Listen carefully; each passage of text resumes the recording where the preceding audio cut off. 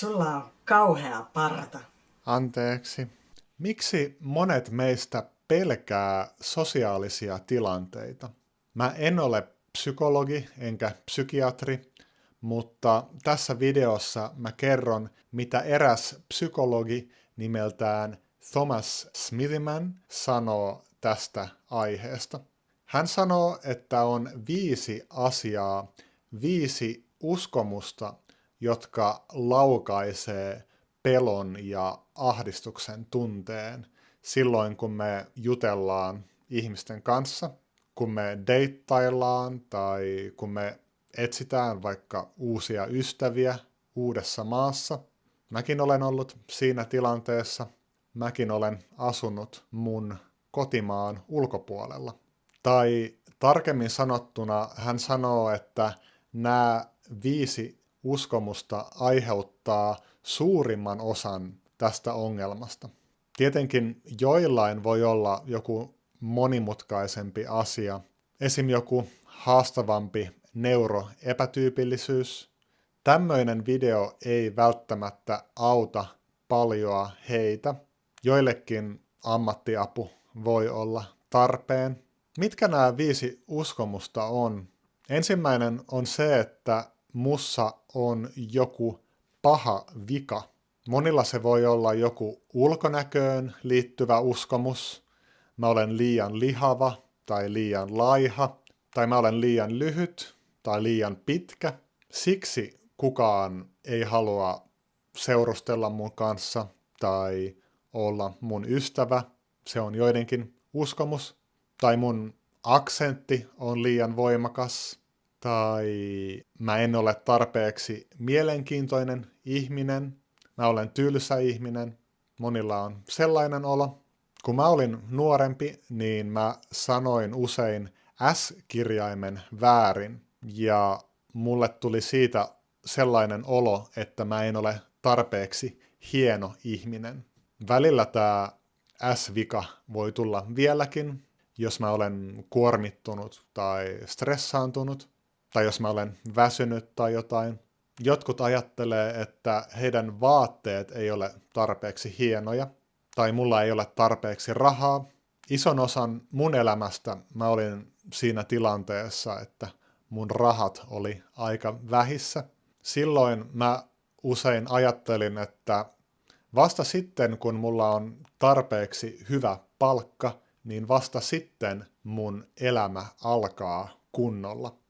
On hyvin yleistä, että ihmisillä on joku tällainen pelko, joillain se on isompi pelko, joillain vähän pienempi. Uskomus numero 2 on tämä. Ihmiset huomaa sen ongelman. Onko sulle joskus käynyt näin? Sä kuvittelet, että kaikki tuijottaa jotain sun vikaa tai epätäydellisyyttä, esimerkiksi jotain pientä tahraa sun paidassa, mutta sitten myöhemmin sä tajuat, että ihmiset ei ole huomannut sitä ollenkaan. Tämä on valokeila-ilmiö, eli spotlight effect. Tosiasiassa meidän ympärillä on niin paljon informaatiota, että muut ei usein huomaa näitä asioita. Ihmiset ei esim. Huomaa, että meidän hiukset on vähän sekaisin tai että sä punastuit. Me myös usein luullaan, että ihmiset huomaa meidän tunnetilan, vaikka oikeasti aika usein ihmiset ei huomaa sitä.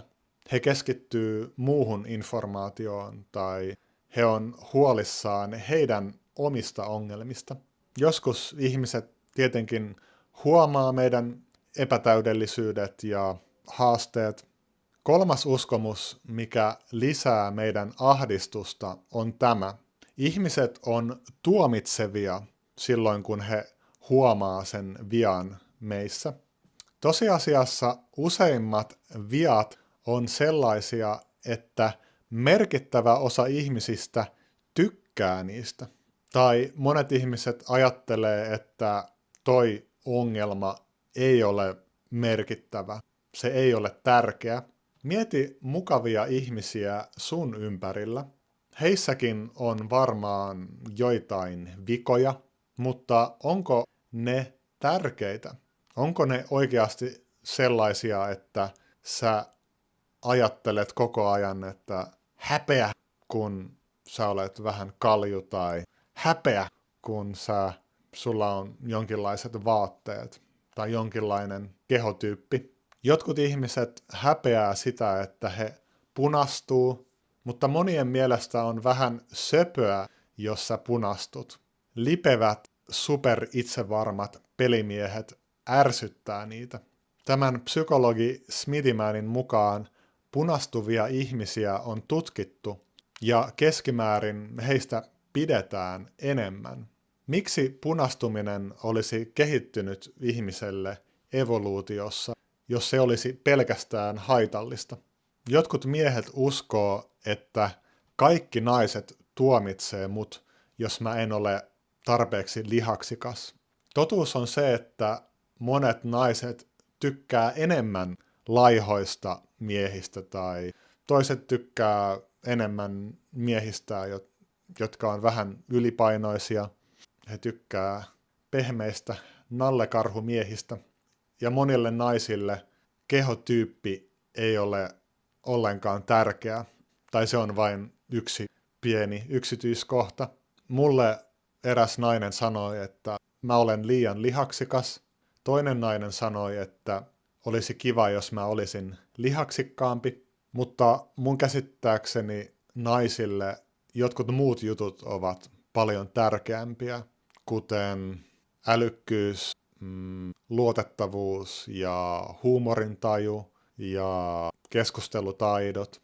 Kommentoikaa naiset ihmeessä tuohon alas, onko tämä totta tai mitkä asiat on sulle tärkeitä.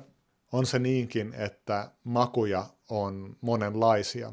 Kaikki naiset ei tykkää samanlaisista miehistä. Kommenteista puheen ollen myös muunlaiset kommentit on hyvin tervetulleita. Ne auttaa tätä videota näkymään myös muille ihmisille. YouTube tykkää videoista, joilla on paljon kommentteja, ja on aina mielenkiintoista kuulla teidän kokemuksista ja teidän mielipiteistä. 4. uskomus, joka Smithymanin mukaan lisää meidän ahdistusta, on tämä. Uskomus, että mut torjutaan varmasti, jos mulla on tämä vika.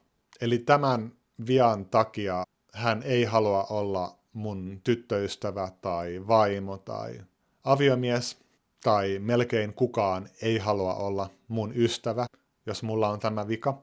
Tietysti jotkut epätäydellisyydet ja viat voi olla joillekin naisille tai miehille ongelmia, esimerkiksi lyhyys tai vähäiset rahat, mutta on se niinkin, että jotkut muut haluaa tutustua meihin silti. Todennäköisesti jotkut muut naiset unelmoi siitä, että joku sunlainen ihminen ilmestyisi hänen elämäänsä.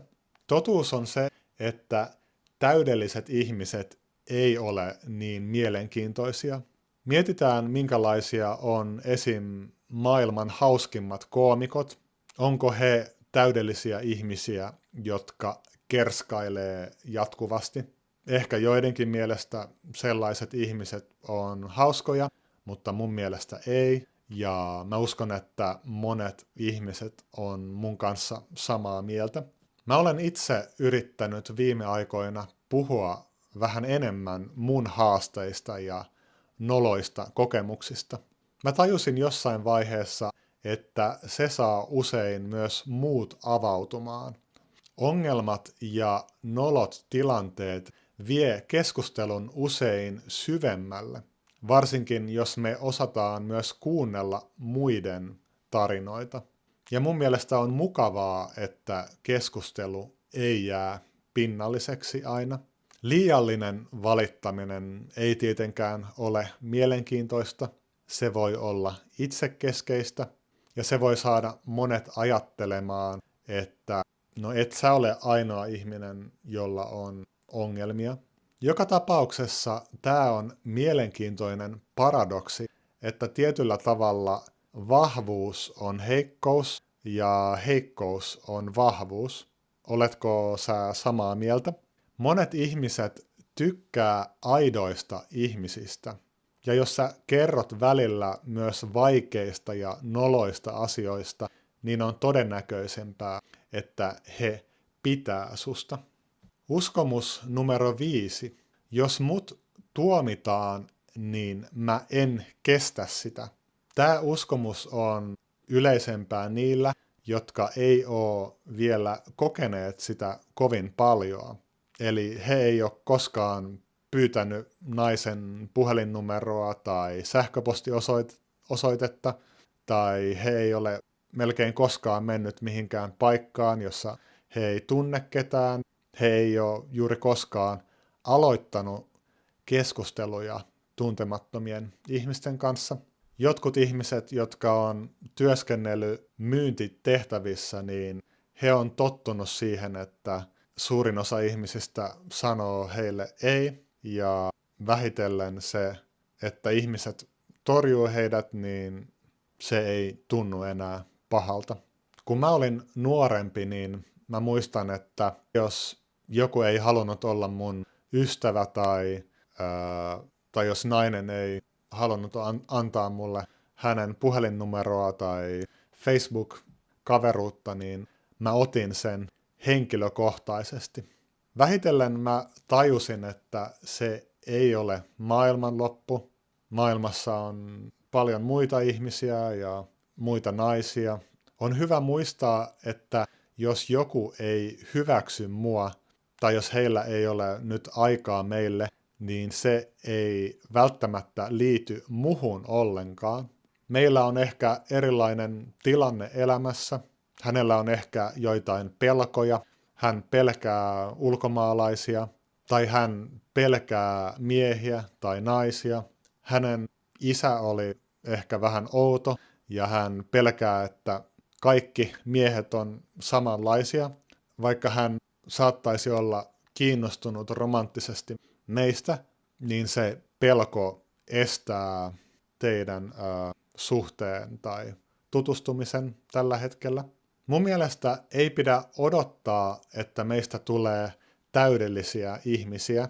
Ei pidä ajatella, että sitten vasta mä ansaitsen mukavia ystäviä tai kivan puolison. Meidän pitää muistaa, että me ollaan aika iso kokonaisuus, ja kun muut ihmiset näkee meidät, niin he ei välttämättä kiinnitä huomiota ollenkaan johonkin pieneen vikaan meissä. Tai vaikka se olisikin tavallaan iso vika, niin meissä voi olla monia niin kivoja juttuja, että he haluaa olla ainakin meidän ystäviä, ja ehkä myös he haluaa seurustella meidän kanssa tai haluaa mennä meidän kanssa naimisiin. Mitä mieltä sä olet tästä aiheesta? Onko sulla ollut joitain näistä peloista ja onko ne muuttunut ajan myötä? Kiitos kun katsoit tämän videon kokonaan ja nähdään taas. Moi moi!